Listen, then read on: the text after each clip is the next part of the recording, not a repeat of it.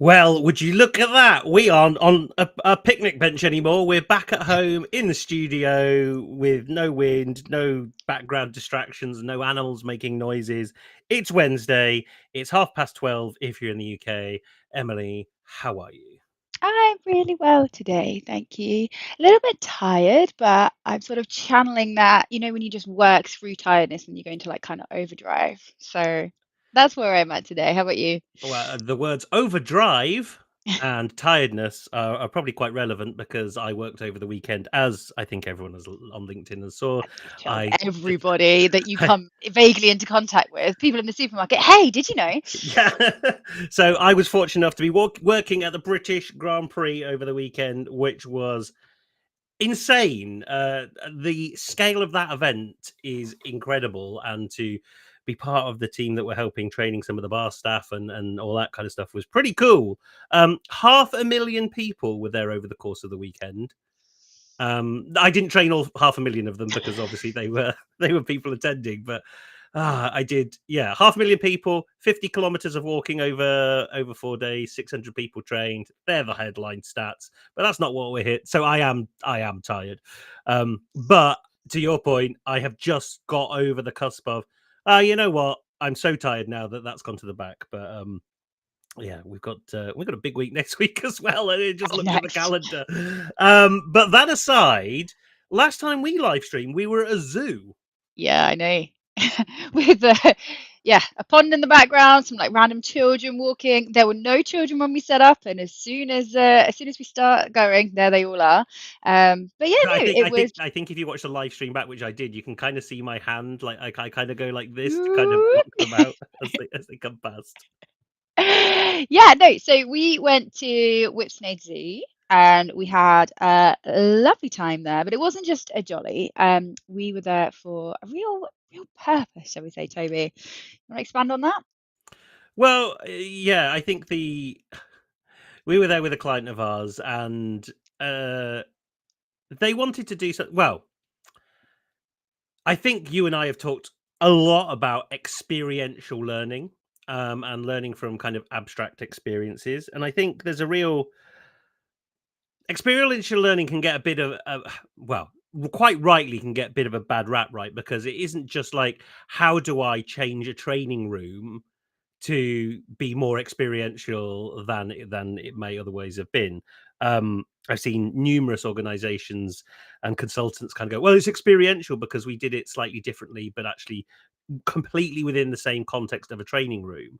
And so we pushed ourselves to really think about, how do we get a group of individuals to interrogate how do people currently do their work and get that user insight and start building stuff as a result from that user insight. So when we thought about it, we came up with three things, didn't we? There was a behind the scenes experience at Thorpe Park, there was a behind the scenes tour of the Royal Albert Hall, or there was the zookeeper experience at Whipsnade Zoo. And I think the reason we fell on that last one, right, was because it was a zookeeper experience. You were actually talking to someone who does a day-to-day job in that organization, and we kind of had, what, like, we were there like 8:30 till 2, so we had kind of 6 hours of like unadulterated access to them and their world of work. And I think they were taken a little bit back by some of the questions we were asking, because usually it's like, what's the biggest animal you have in the zoo, and what does a tiger eat? And we were asking things like, how do you document all this, and what's the first thing you do in the morning, and all that kind of stuff. Yeah, but to be fair to them, Mark and Charlotte, who were excellent, they took it all in their stride very much. We did kind of prime them with this warning, like you will get some slightly different questions. But it was really useful because what we actually discovered through doing this is the zookeepers, they are absolute experts in animal behaviors. They know everything that's going on with their animals on an individual basis as well. They know each of the animals individually, and they can tell as soon as something isn't quite right. And they can also then they put things in place to account for that. So maybe it's a case that they talked about one of the giraffes wasn't standing quite on all four legs. And he's like, I think we need to get the vet in to have a look at that. And turned out it had something wrong with the hoof. Um, but sometimes it's stuff as, oh, we haven't seen this elephant display this behavior that we would normally expect elephants to display. Right. So something in her environment isn't quite challenging her to display this behavior. So what can we do to make sure that she's doing it and to see actually, is it just she doesn't want to, or is there something that's actually seriously wrong? And they know every single one of their animals what they should be doing. We will say we were working with the keepers who work with the big animals, so you know the giraffes, the Well, they rhinos. had a special, was it large hoofed? The large hoofed department. Yes, indeed. Although we did get to see the monkeys as well. So we're not talking like birds and fish who might be harder to slightly distinguish, although maybe their keepers can. I don't know. But it really got me thinking about like learning environments, but also teams as well. Like you as a manager, like if you know your team in the same way that those keepers know their animals, you can see as soon as something isn't quite right, and then you've got to work out, are they just having enough day because they didn't get enough sleep, or is something actually seriously wrong and you need to put an intervention in place? And I think we've talked before about the validity of, annual surveys or even monthly surveys or quarterly, half year, end of year performance reviews being kind of process driven parts of a cycle that help you understand human behavior and performance, which are actually just plugging the gap of kind of ignorance in terms of being able to evaluate human behavior and Oh, and he's gone. sorry, that was a quick cough. So yeah, I obviously with animals you can't send them a survey to ask how they're doing, and you can't hold a quarterly or monthly performance review with them because, well, in all the things in terms of their welfare in particular, all of that stuff would happen way too late to be able to affect any meaningful change. But also, they are incapable of. Well, actually, I don't know that for a fact, but my assumption is they're incapable of interacting with a survey tool. Um, don't know, but I think to your point, the people we spoke to, Mark and Charlotte, like I say, absolutely incredible. And it's just reminded me, actually, I need to send an email to thank them both for their time. But everyone we spoke to had this just absolute innate understanding of the people, the animals they were working with, right? And drawing the parallels between like employees and employers or managers and their teams or whatever is like, if you were to try and have the same in-depth conversation with those people, would you be able to? And I don't think you would. I don't know. It depends on the manager, right? But Well, probably not, because it's not really very practical to spend 6 hours shadowing someone and talking to them, and also not to mention that there's sometimes a power imbalance there as well. So to do it in exactly the same way would obviously not work.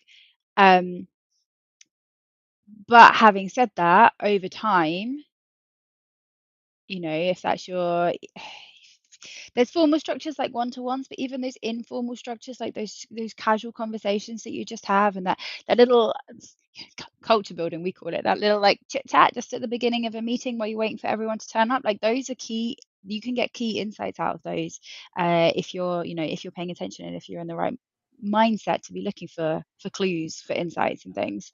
So I think you can, but I think it's very tricky. And obviously, like there is quite a big difference between the animals. They're under like constant supervision and they have CCTV and they analyze like animals' behavior through that, which obviously you're not going to be doing with your employees. But at the same time, it is worth thinking about how you could take some inspiration. I don't know. So let's take heat mapping as an example. Heat mapping movement within a an enclosure. They do that. And I mentioned that, some of the people I used to work with at Curry's PC World, they used to do that on the shop floor. They had heat maps of where people were moving on the shop floor, and where people were spending the most time and not enough time, and all that kind of stuff, and how you would do adapt that environment to influence how a customer moves around the store. And was also fortunate enough to do a visit to GSK in their kind of Brentford building, I think it was, and they had an office. And I can't remember how many, there must have been like 50 people in this office, like this just small kind of segregated office where they could heat map where people were moving. They had controlled and analysis of the temperature, the sounds. They kind of had like this little Big Brother holding pen in their office, which everyone knew that was happening. It wasn't like done discreetly or anything like that. But it's like, how can we create the best working environment for our employees? I've never seen that before, and I've never seen it since. And I'm not saying it's easy, and it might be slightly overkill, but they had a lot of operating data and kind of going, well, how do we best create the environment for people in terms of meeting rooms, desks, temperature, sounds, all that kind of stuff? I mean, this is a slight tangent, but like, don't you feel that that's a bit sketchy? I don't know. I would feel like people are not going to be their best. Data drives behavior, right? Mhm. And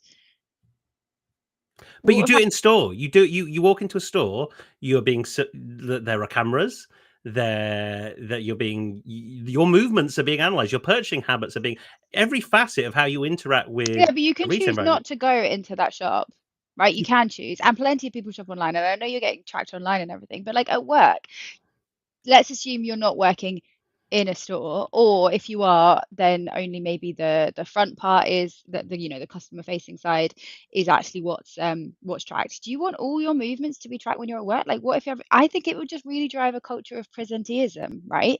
In terms of you're just there sitting typing on your computer but not necessarily doing anything useful. I think it leans into the people who stare at your team's status to see if it's gone yellow, because obviously that means you're not on your computer, even if you could be doing many many things. Or people who, the flip side, people who buy mouse jigglers because their behavior is being tracked, and if you're not on your computer then you're not working. Then it just really, I think, don't you think it just kind of encourages that behavior?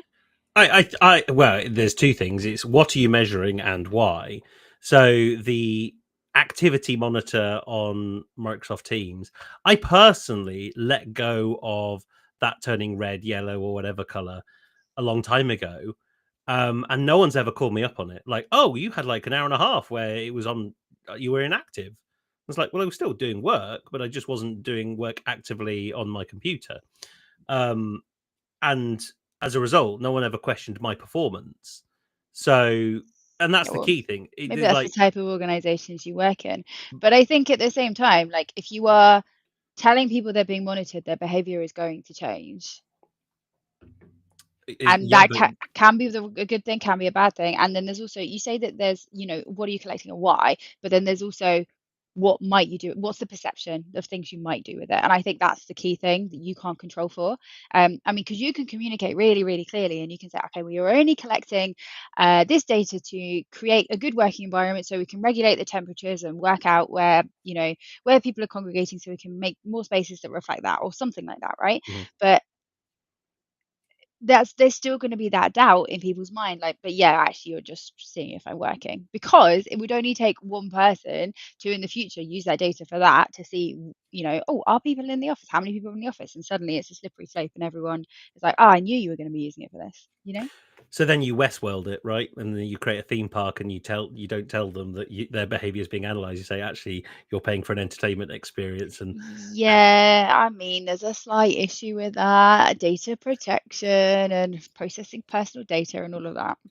so I think there's the constant conversation we have is, there is that balance between the two, right? That if we created a world, in my vision, it would be quite oppressive. If we created a world purely on the opposite of that, and I'm not saying you're opposing it, is that if you do it on the other end and don't do any of it, then that's also quite ineffective. But there has to be this balance between the two. Um, and I'm not sure what. Well, we have a view on what that looks like. That's kind of what we do. But if you take the store experience, for example, that every purchase I make is being tracked. Tesco know how I move around store, when I visit, what I buy, and can serve me things as a result. And I'm willing to do that as by the very design of that relationship. Like, it's almost an accepted thing. Otherwise, if I didn't accept it, I have the right to refuse. So we're going slightly off topic here because we need to come on to enrichment. But where is that balance? I guess is the question. Because you can't not track how people are behaving in your organization. But what you're No, also saying is you can't do it to the nth degree where it's well, I could don't think potentially it be used should be maliciously. constant supervision, and I think it's something you have to design very intentionally, like you said. What what are we trying to achieve and why? What are we going to do with this data and why? But also, how might people perceive this? I think is a really, really key one. I'm going to butcher this next part because I can't quite remember what it is, but I know that there's some guidance around government comms. I did a project where this was relevant, and I can't even think of the project now. But about it's about behaviour change, but then about how you are communicating that, and what are perhaps unintended consequences or unintended outcomes of what you're doing, like what people think. And I think that's something that's so important to consider whenever you make any of these changes, right? And it doesn't matter for elephants and giraffes because they don't have opinions on these things yet. Not that we know of. So I mean, the whole reason that we went to the zoo, we've talked about when we've talked about kind of how you can evaluate. Well, there is the other thing to go down the rabbit hole, but it's like the thing that struck me that there wasn't like this large repository of animal behavior like logged anywhere necessarily. It was all within like the heads and the experiences of the people. They're like, oh, Yeah, because it wasn't about, oh, this is a brown bear, so if I see this, that means that. And this is where we get employee experience wrong, right? It's like you go, oh, I have an employee, therefore if they do this, then that probably means this, and I should do this. But when they had four brown bears, it was like, well, each of them could display a different behavior, and that would be for a different reason, and therefore the thing we need to do might be slightly different to each of those four bears. And that's where we don't get really employee experience right. It's like, well, all employees are employees, so therefore we need to deploy the same comms, the same learning initiative, the same benefits to every individual, because if we do that, we'll get the same behavior as a result across everybody. That's not the case, and that's obviously not the case. yeah. So the thing that the zoos do have is they have a database called ZIMS that all the different zoos around the world have access to. And basically, it's a database of the individual animals. So if it was people, obviously we'd be massively talking personal data, but it's animals, so it's okay. And like it would have things like preferences and things basically anybody else might need to be aware of for example, the animals switch zoos all the time, right? And they told me a case study of they had a tiger who didn't eat red meat, and obviously anybody, you get a tiger come to your zoo, you're going to feed them red meat, right? Of course you are, unless somebody has specifically said no, this doesn't work for this tiger. And that's what that database is very much for, specifics to animals that are atypical, typically, I would say. So they do have that, but at the same time, and they do also have, these are the 32 expected behaviors we expect to see from elephants. And they do have a record of that, but how they meet those, and then they have a log as well, like, okay, so has this elephant displayed these behaviors recently, which just made me think 100% of like performance really and leadership behaviors, which everybody talks about leadership behaviors, don't they? I did a big project when I worked in New Zealand about sharing leadership behaviors. Some of which were not well thought out. And I know Toby's heard this before, but speed as a habit was the one that I found the hardest to keep a straight face on when challenged because obviously, and change able. We are change able. Led to Change numerous able or changeable? no change able, as in we are able to cope with change. But everyone A said, well, who is able and why does it need changing? And B, oh, changeable, like the Auckland weather, because in Auckland it's such a narrow spit of land in New Zealand there that it's only 16 kilometres across. So like you will get all the weather in an hour, because it's so slim, skinny. Um, and I was, yeah, so leadership behaviors, but like at the same time, like, so with coming back to the elephants, they're like, okay, so we're expecting to see these behaviors. We haven't seen this one. We've obviously got this log, we're tracking it, right? And then this is where the creativity really comes in for this individual elephant, knowing what I as a keeper know about this elephant and working with the other keepers because they're in a rotation. There's a group of them. What creative ways can I put in place to get her, the elephant, to demonstrate the behaviors that I need to see to make sure she's healthy, which you can also exchange for to make sure she's thriving in the environment she's in, which I think is something that could very easily be translated into the workplace. Well, and I think you're absolutely right, because the atypical employer or HR or L&D model is that we are such experts in humans that the things we deliver will enact a change in behavior. But I don't actually think we are, to be completely honest. Like, because you deliver one thing and expect it to change. If you deliver the same thing to 9,000 people, 10,000 people, that it's highly unlikely that that one thing is going to change the behavior of 10,000 people in the same way. Yeah, it's accepted. It's like, oh, well, we did something, so we can tick the box that we did some communications, or we did some training, or we put in a perk.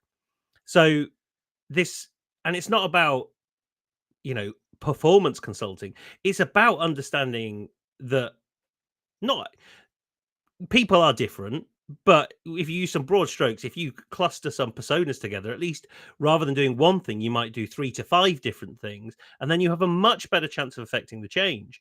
So, well, one of the leadership values being change able, the ability to change, the assumption, and that's why every transformation program fails, right? It's because, like, well, the transformation program is very singular, but the people are multifaceted.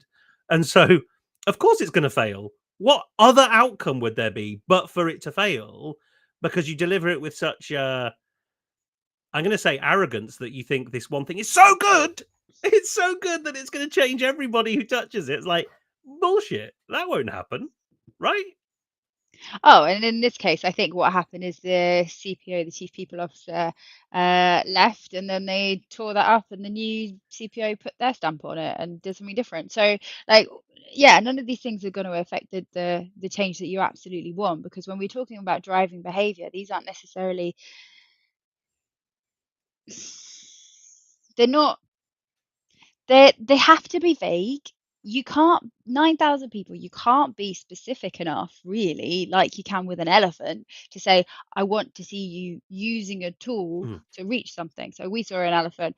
She was amazing. She like rolled a log, like a really heavy log, they're strong, on top of two other logs, so she could stand on it and reach her trunk up to reach the hay in the net, which was obviously out of her reach without that. And even just standing on the one log wasn't high enough. So that's a behavior they want to see, right? Using tools to problem solve or to access food or whatever the exact term is.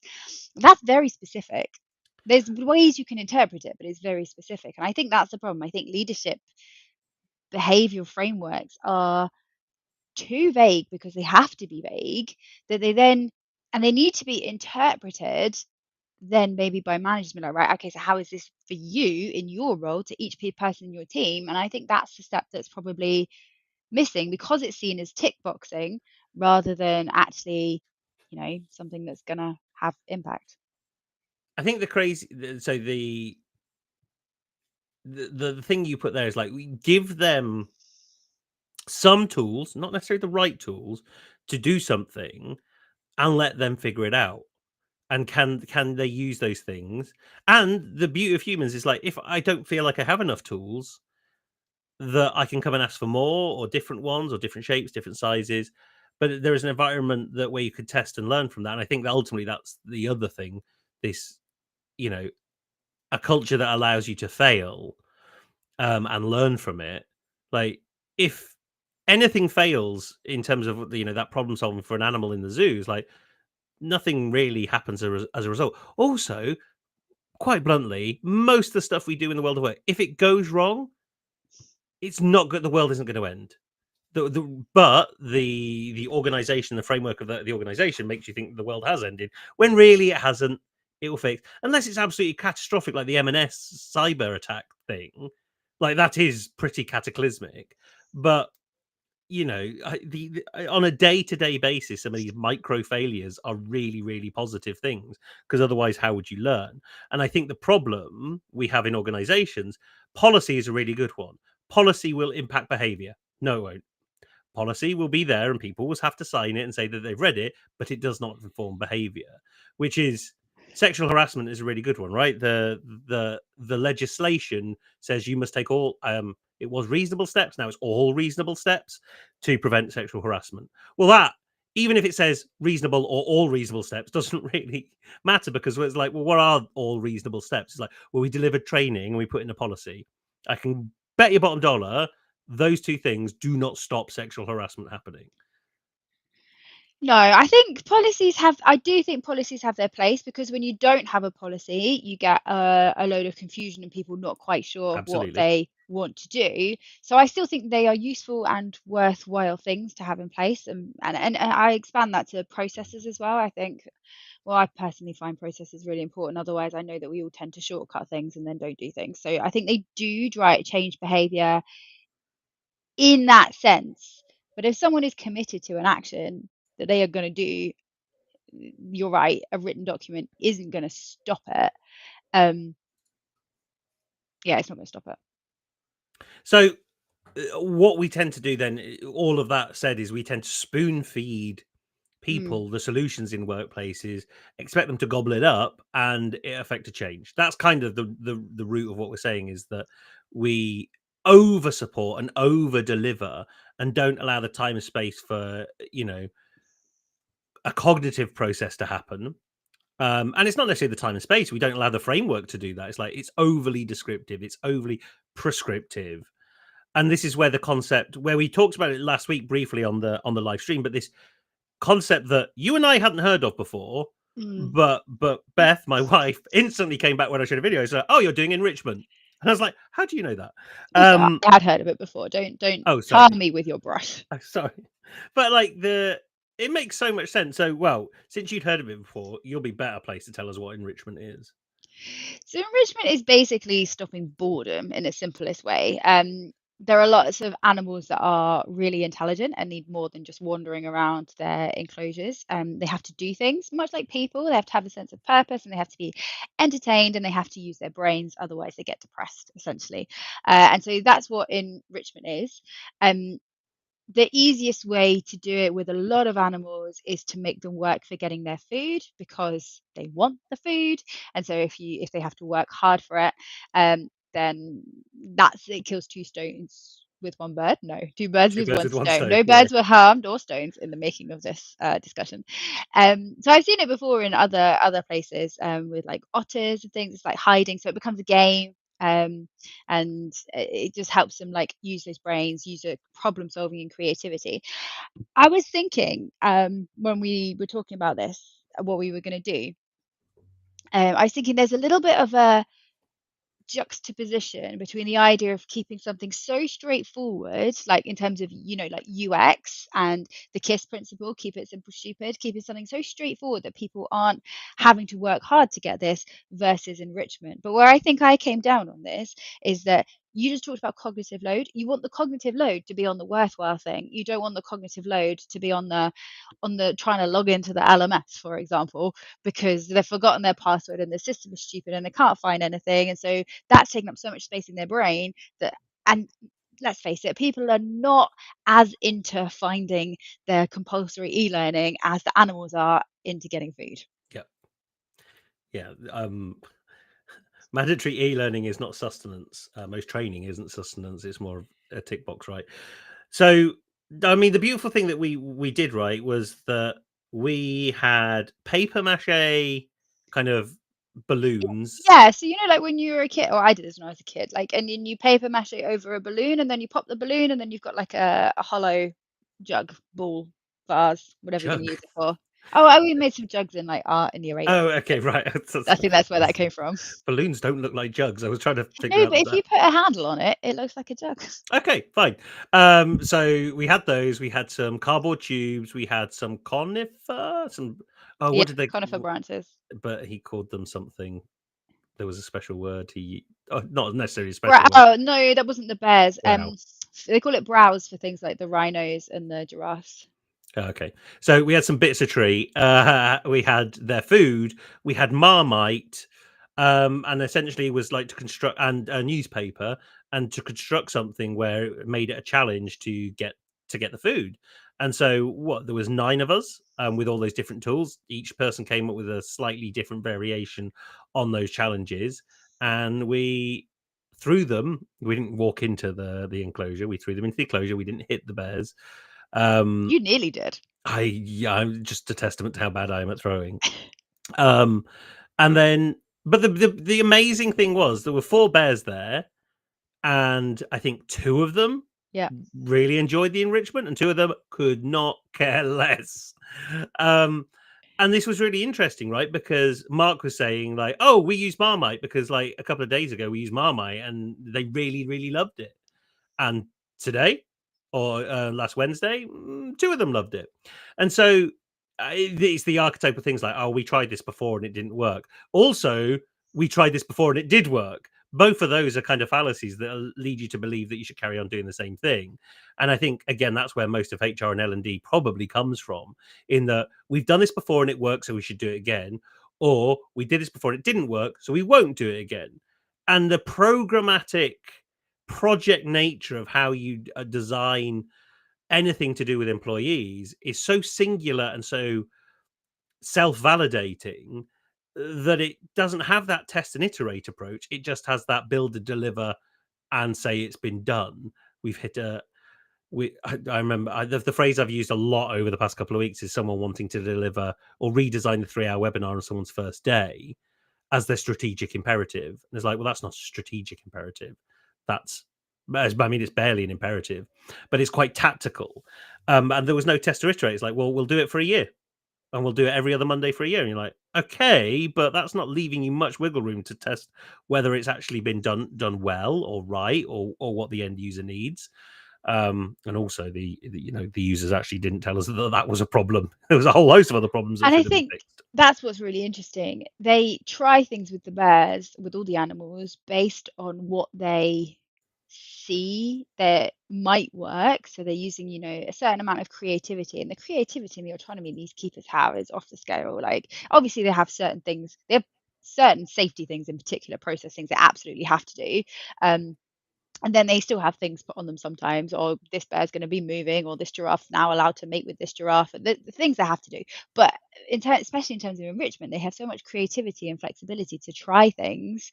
Is this working? Is this not working? I just got confused by Callie. Hi, Callie. She's saying wiggle room. Is that Callie? Is wiggle room like a very British thing to say? I bet it is. I said, I think, what did I say on a call with a load of American people today? Nooks and crannies, I think it was. Or like, and it was I just think like, they just love us. what's a Let's nook face and a it. cranny? Plus, also, Callie's company is called Wiggle Work, so I Oh, think maybe there's it's that. some, yeah. Maybe it's that. Anyway, they have they have creativity and autonomy, but they're getting it.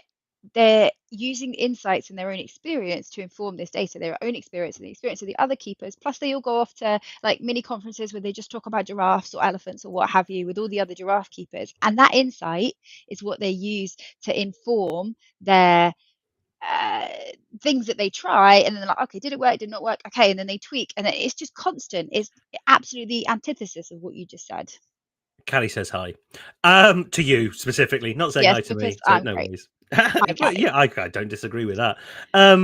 The mini conferences, let's just be clear, when we say mini conferences, like they were talking 8 people, like that, like really small I mean, we can conferences. they called them conferences. They're more like working groups, really. Well, yeah, and I think that's a really important distinction, because when we look at people management, we do get farmed. No pun intended. It's a zoo, not a farm, but This it's is. just all animals in it.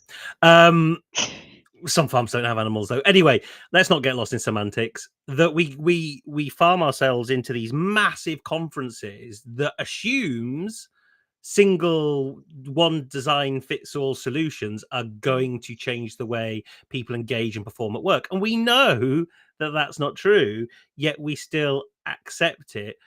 Uh, and look, don't get me wrong, to do the other thing and make it uber bespoke and personalized is difficult.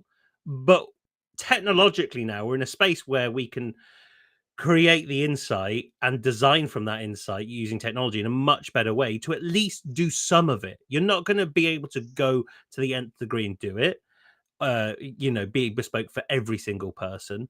But internal comms is my favorite, right? Is that one email about one initiative is going to change the organization's behavior and mindset on a single thing? No, it won't. Emails barely change the perception of consumers' habits, really. Email is an archaic format that people are just too used to ignoring now.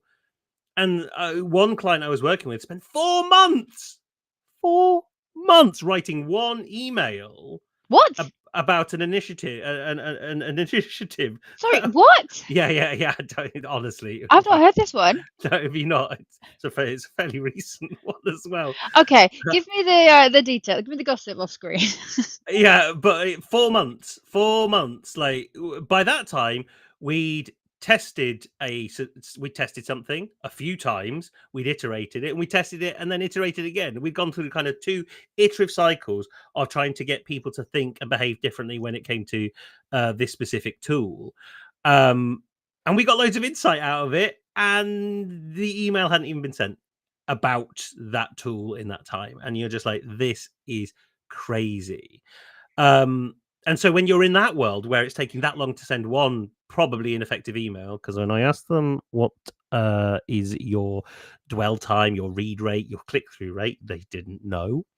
They said it's probably 80%. I was like, it probably isn't.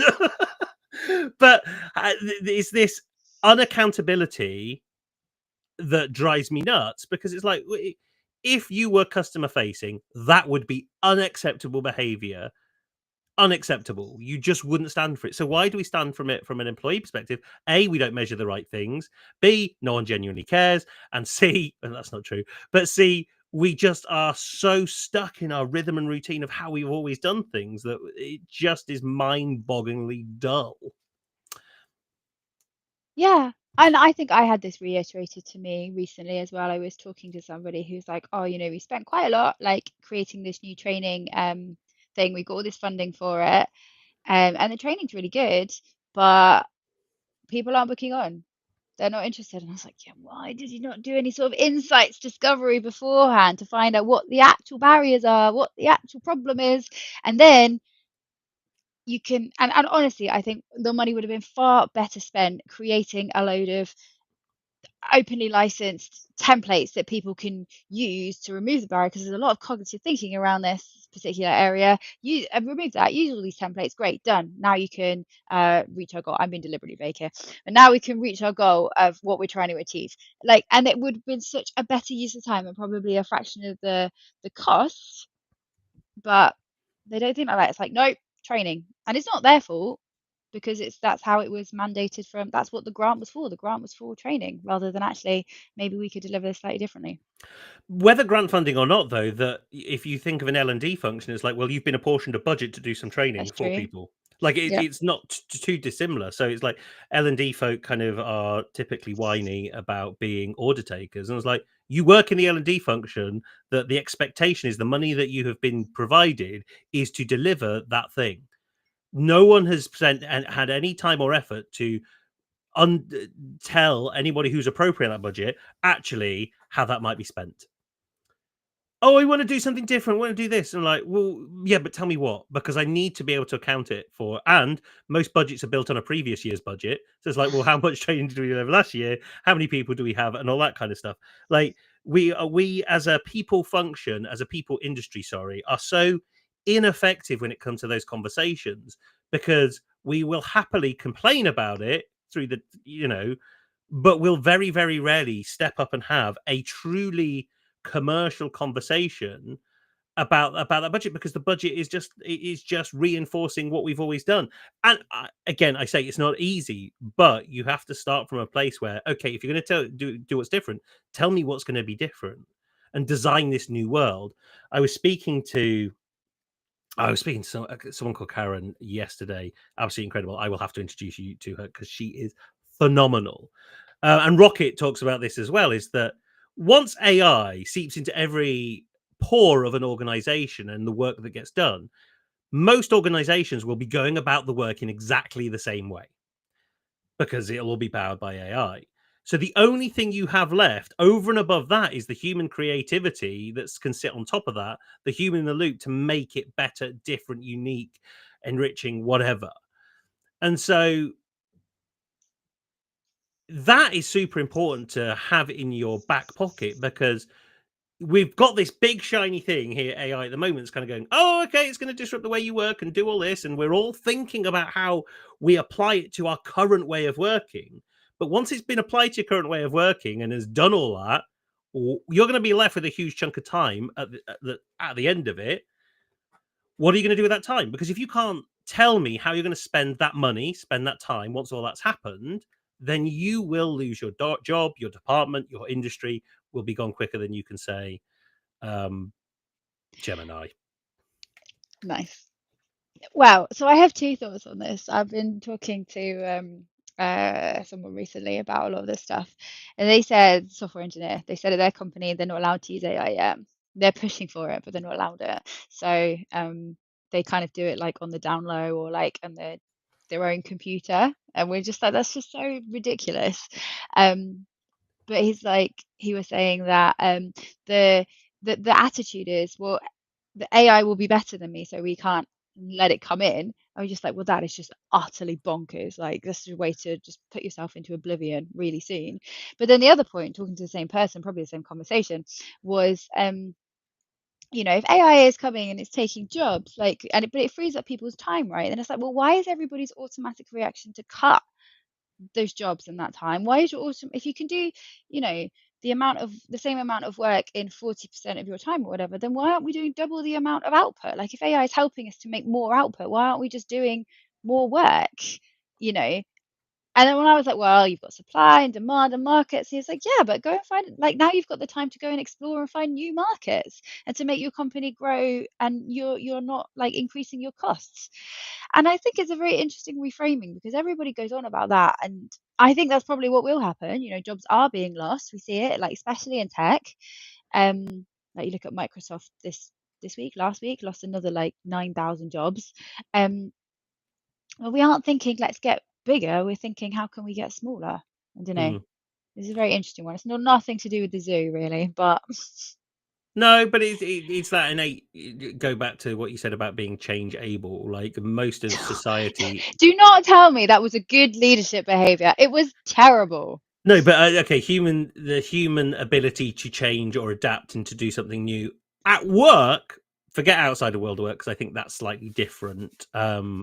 Because there are way more factors outside of work that work to change someone. Social media, technology, all the kind of same things do exist inside the world of work, but they seem to be less able to change an individual. Is that to change someone's mindset and approach to do something completely new is really challenging. Some people just do it. Some people are just naturally, I think you and I, we can turn on a sixpence and we can move into a new direction relatively. I'm not saying quickly, but relatively quickly. Whereas if I look at the HR and L&D industry as a whole, industries that move at a flipping glacial pace when it comes to change, and the metric that is undefined and unquantified. I always say that employee experience is always about 10 years behind customer experience, and I think I use TikTok or Musically as the example with video content and changing mindset and behavior through video content. No one does that inside the world of work, but it's it's gone through so many evolutions in the past 10 years, yet the world of work is still using email to try and change that mindset behavior or a policy or a training course. So what did we learn? To summarize all that, what did we learn from the zoo? Constant, constant insight gathering and then using that to solve problems. even in an informal and unstructured way. It'd be even better if you could like store it all somewhere, but we'll come on to that another time. But yeah, that constant insight gathering and then using those insights to inform your decisions. And that's the really cool next step with this client is we're going to take this approach that we've played with and everything that we've talked about here, and we're now going to apply it to how they actually do their jobs, how they do all this practically when they get back to work as well. So um, I spoke to another one of our clients yesterday actually about we're delivering a program that is 4 half days in 4 days, and we both said why. It's like surely you would do it like maybe one session once a week or Mm. once a month, and you know the validity of having that time and space. And I think that's the beauty of what we, not to pat ourselves on the back too much, the beauty of there are weeks in between these two experiences that are allowing that processing to happen, that when we get to that conversation is they'll probably actually have a lot of all the answers already. And most of the facilitation I've particularly done over the past year, in fact that we've both done, is how do you drive a conversation that moves a group of people from thinking one way to thinking another? Experiences and conversation, and those two things generally are there to will do that. And There isn't. hopefully won't be taken by AI. Well, yeah, well, exactly. But to do that with content is so difficult, right? That you know, Netflix would spend millions of pounds on something like Seaspiracy to try and change a small segment of society of how they think about, you know, animals in the sea. But it wasn't a short thing, it wasn't a cheap thing, and therefore content really is a bit of a waste of time. And also, elephants can't watch TV. So, with that in mind, I think I'm going to pat myself on my own joke because I didn't make you laugh, but I made myself laugh. Well, thank you everybody for joining Freeformers Unplugged today with myself and Emily. We will be back next week. Are you off next week? No, 2 weeks. We're 3 weeks. gonna, so we'll both be back and we'll still be in the office, but we'll have visited a vineyard by this time last week. So we've had a zoo, we've had a Formula One event, and now we're going to a vineyard. It is the ever-changing world of where things are delivered in the world of work. Thank you for joining us. Do join us, same time, same place, next week for Freeformers Unplugged. Catch you all later. Bye.